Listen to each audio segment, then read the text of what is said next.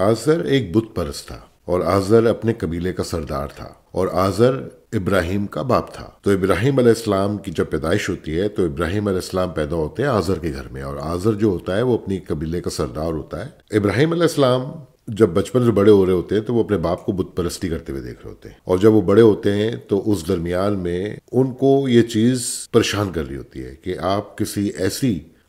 ایسی چیز سے کیسے مانگ سکتے ہیں جو نہ بول سکتی ہے، نہ سن سکتی ہے، نہ ہل سکتی ہے، نہ جل سکتی ہے۔ تو ابراہیم علیہ السلام کو یہ چیزیں بہت پریشان کر رہی ہوتی ہیں۔ تو ان کو جو اپنے باپ کا دین ملا ہوتا ہے، اس دین سے، اس مذہب سے وہ خوش نہیں ہوتے ہیں، اور اس درمیان میں ان کا دماغ چل رہا ہوتا ہے اور وہ اپنے دین کو ڈھونڈ رہے ہوتے ہیں اور وہ اپنے اللہ کو ڈھونڈ رہے ہوتے ہیں۔ تو آزر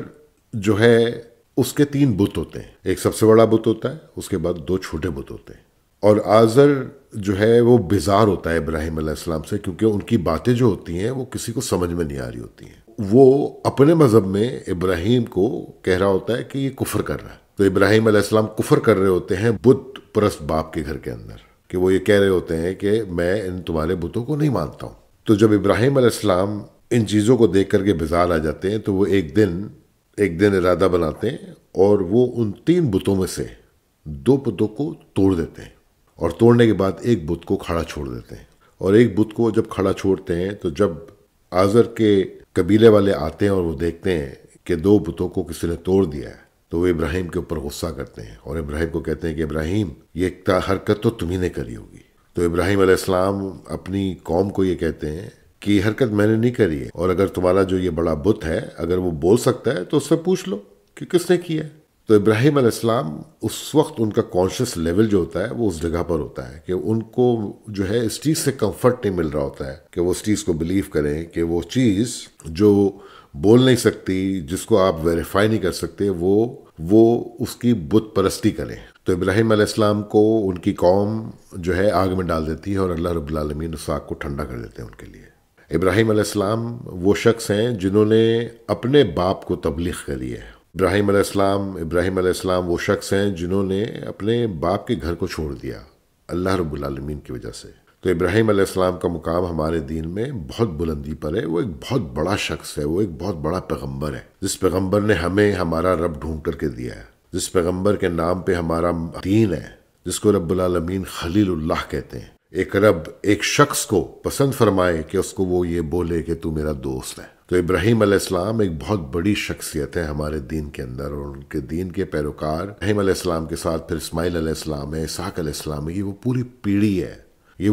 پیڑھی ہے، ایک آرگنائزیشن ہے، یہ ایک ٹیم ہے، یہ چل رہی ہے اور یہ محنت کر رہی ہے اس دین کو یہاں پہنچانے کے لیے تاکہ ہم اپنے آپ کو مسلمان کہہ سکیں۔ تو ابراہیم علیہ السلام کا مقام ہمارے دین کے اندر بہت بلند ہے، ان کی سیکریفائسز لاجواب ہیں۔ پر اللہ رب العالمین نے اس دین کو دین ابراہیمی کہا ہے، تو وہ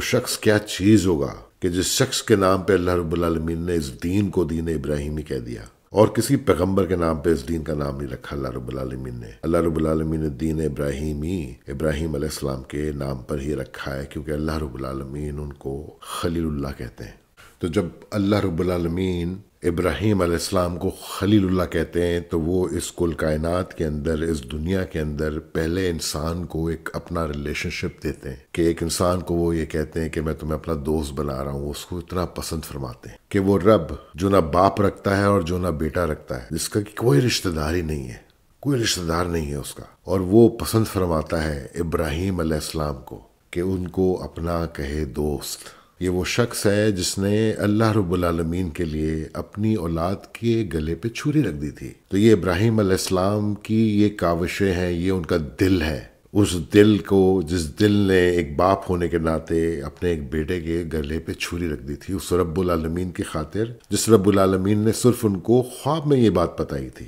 اور اس شخص نے اس کے بارے میں سوچا نہیں، اسے چھری رکھ دی۔ تو ابراہیم علیہ السلام کا مقام ہمارے دین میں بہت بڑا مقام ہے، اور ابراہیم علیہ السلام کا ایک بہت بڑا چیپٹر ہے اس دین کے اندر۔ ابراہیم علیہ السلام کی پرسنالٹی کو ہم ہر روز نگلیکٹ کرتے ہیں۔ آج ہمارے پاس جو قرآن ہے وہ قرآن اس ہی پیڑھی کی کاوشوں کی وجہ سے ہے کہ ہم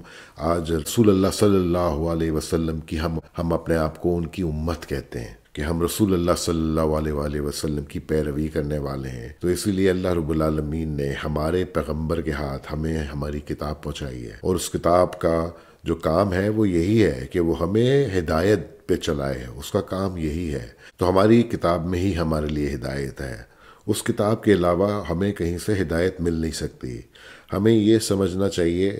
کہ جب اللہ رب العالمین نے اس کل کائنات کو بنایا تھا، اس کل کائنات کو بنانے سے پہلے اللہ رب العالمین نے اس کالے اسپیس کو بنایا تھا۔ سب سے پہلے یہ چیز جو کالی اسپیس ہے، جس کو ہم کہتے ہیں بلیک اسپیس، سب سے پہلے اللہ رب العالمین نے اس کو بنایا تھا، جس کے اندر باقی کل کائنات کو بننا تھا۔ اور اللہ رب العالمین نے اس پوری کل کائنات کو اللہ رب العالمین نے صرف ایٹم سے بنایا ہے، اور ایٹم کو اب آپ صرف ایک مائکروسکوپ کے اندر ہی دیکھ سکتے ہیں۔ تو ہمیں یہ سمجھنا چاہیے کہ ابراہیم علیہ السلام کی سوچ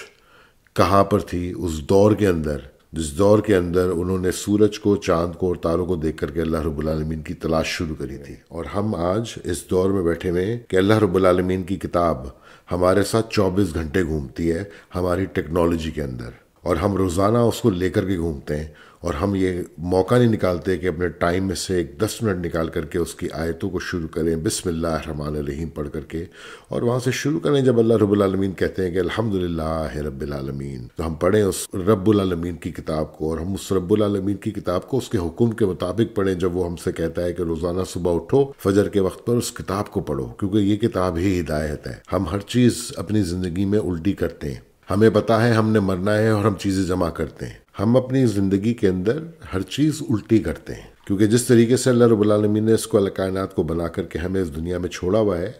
ہمیں جو شیطان ہے، شیطان کا ہمارے ساتھ جو کام ہے وہ یہی ہے کہ وہ ہم سے جھوٹ بولتا ہے۔ شیطان کا کام یہ ہے کہ ہمیں وہ فینٹیسی دکھاتا ہے۔ شیطان کا کام یہی ہے کہ وہ ہمیں یہ محسوس کراتا ہے کہ جیسے ہم اس دنیا میں ساری زندگی کے لیے آئے ہیں، لیکن جب ہم اپنی زندگی گزار کر کے اپنے بڑھاپے کے قریب پہنچتے ہیں، جب جا کر کے ہماری جو ہے وہ ہوش کھلتی ہے اور ہمیں اندازہ ہوتا ہے کہ اب ہماری زندگی ختم ہونے والی ہے۔ اور جب آپ اور بوڑھے ہو جاتے ہیں، جس طریقے سے اللہ رب العالمین بتاتے ہیں کہ ہم تمہیں اتنا بوڑھا کر دیتے ہیں کہ تم بھول جاتے ہو، تمہیں ڈیمنشیا ہو جاتا ہے، اس وقت بتا دیا اللہ رب العالمین نے کہ انسان ڈیمنشیا کے سٹیٹ میں چلا جاتا ہے، تو اللہ رب العالمین اس موقع تک پہنچا دیتے ہیں انسان کو اس دنیا میں لانے کے بعد۔ تو ابراہیم علیہ السلام کی جو کانشسنس تھی، جو تقوی تھا، جو بلیف تھا، جو ان کا فیتھ تھا، جو وہ دل میں لے کر چل رہے تھے، وہ اتنا اسٹرانگ تھا کہ اللہ رب العالمین نے ہمارے دین کو دین ابراہیمی کا نام دے دیا۔